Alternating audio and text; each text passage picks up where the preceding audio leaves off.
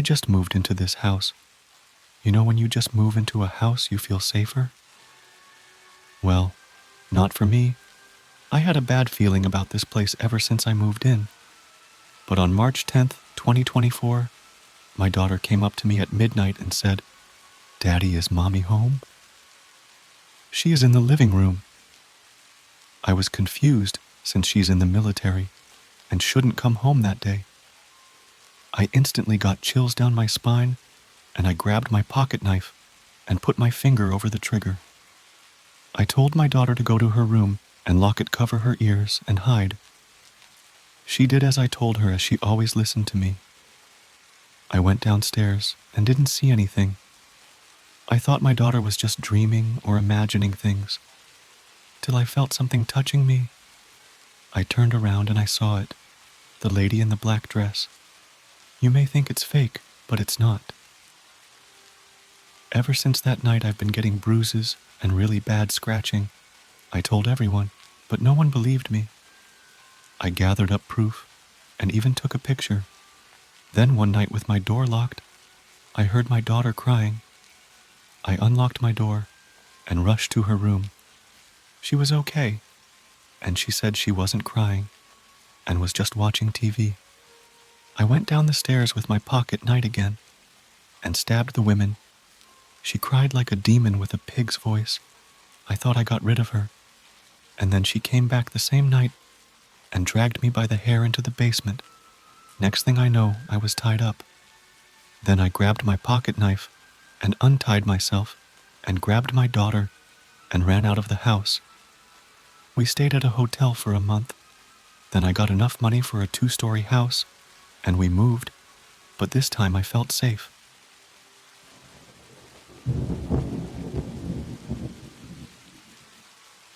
My name is Alyssa, and this happened when I was 14. One day my parents went to a party and said they wouldn't be back until midnight, so I was pretty excited to have the whole house to myself. After an hour, it was about 8:35, so I got up and made noodles while I was cooking. I looked outside, and I thought I had seen somebody in our front yard. I looked, but nobody was out there, so I continued cooking. An hour later, I decided to watch the strangers before going to bed, and I swear during the scene where James opened the door and the girl asks, "Is Tamara here?" I could have sworn I heard the sound of whistling. It sounded like someone whistling Jeepers Creepers. I paused the movie, and the whistling stopped. I got scared and decided to just continue watching the movie. But then I heard the whistling again, and when I looked outside the window, I saw a man looking into my house. I screamed, and then he tried to break in. I grabbed my phone and pepper spray and ran out the house before he got in. I ran to my neighbor's house and banged at the door.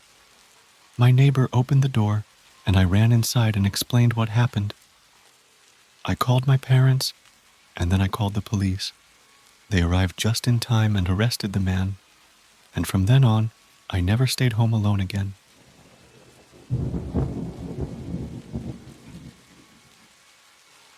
It was raining hard, harder than anything I had seen here before. I was cold, walking with my head down, trying to protect the few parts of my face that weren't drenched.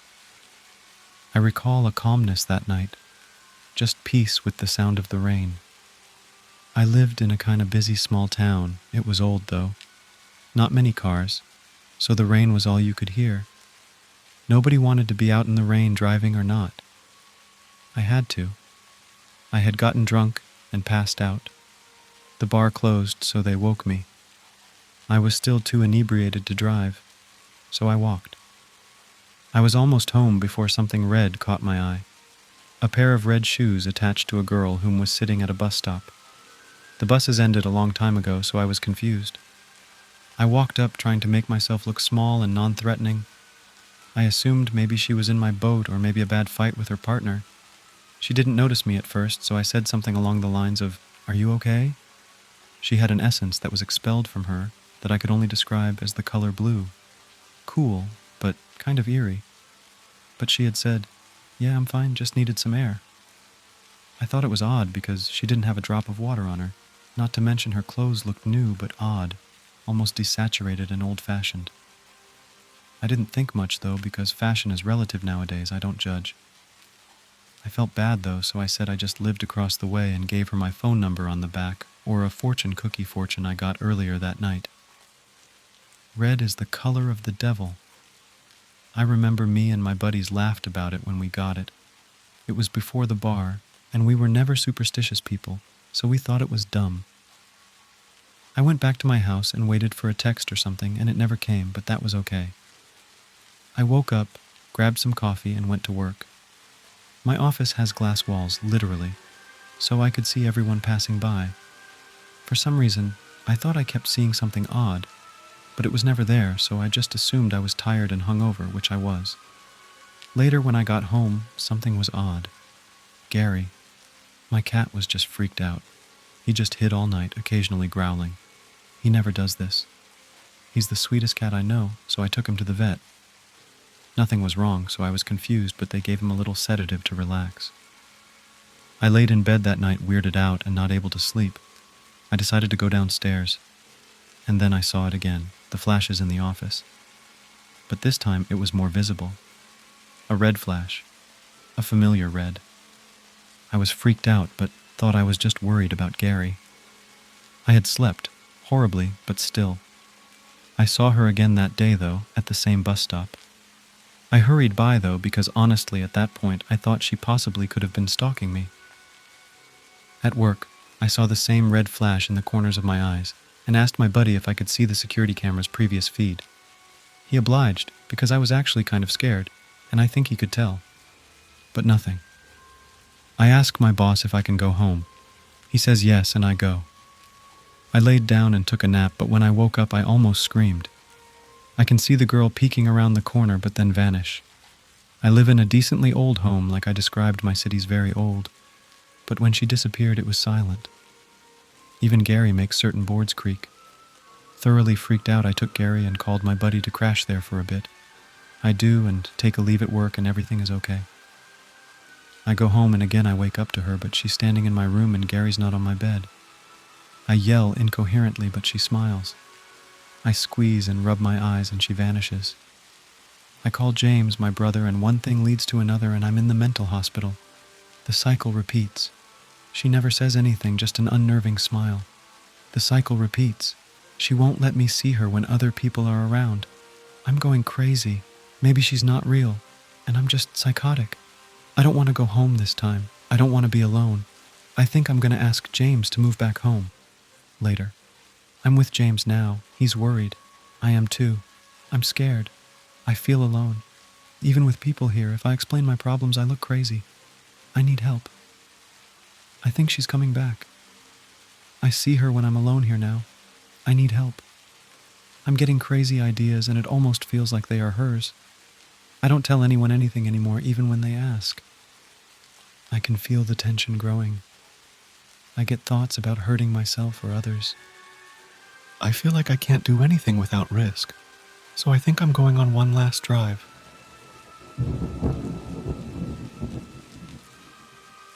I am 33 years old, and 5 years ago I received a letter from a friend. It said, "If I die, don't cry, find me, until I find you." 2 days later, he dies from an unknown illness. I remembered my friend's letter, but didn't attach any importance to it. I was in mourning, and it lasted a month. And one night, I heard strange sounds of walking, muttering, and my name. I woke up and didn't check the corridor. Lock the door, call 911. 20 minutes later, the police arrived. There were sounds of gunshots, screams, and claws scraping against my door. This went on for 2 hours, and then something started breaking down my door. I got scared, looked out the window, and I realized that I had to jump out through the window. I jumped out, and the monster broke down my door. The monster looks vaguely similar to my friend, but he has big eyes, teeth like nails, and torn clothes. I ran as fast as I could, but it didn't lag.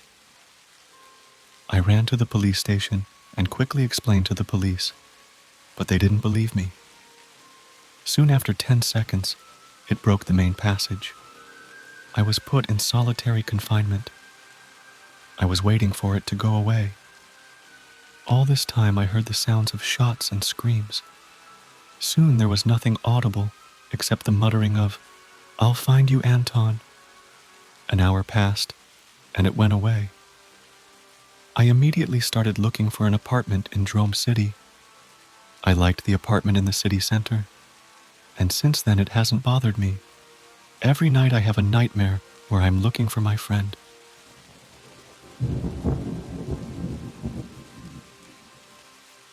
Emily loved late-night texts, but one message changed everything.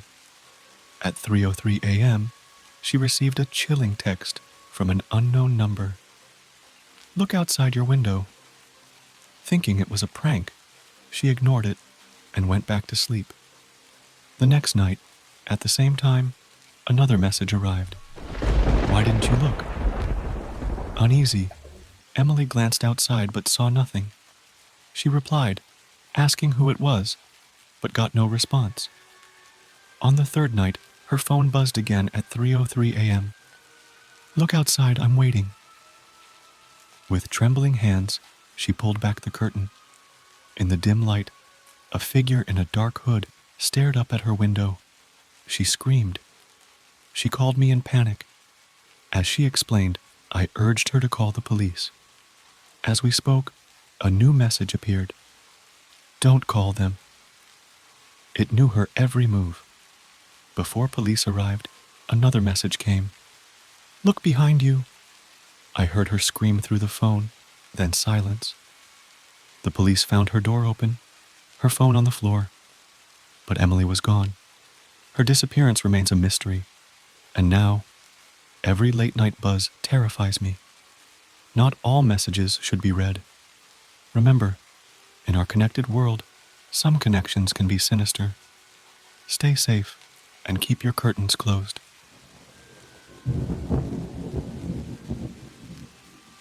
If you enjoyed this story, don't forget to show your support by giving it a thumbs up. Your likes and comments help me continue creating content you'll love. And if you haven't already, please consider subscribing to my channel so you won't miss out on more exciting stuff.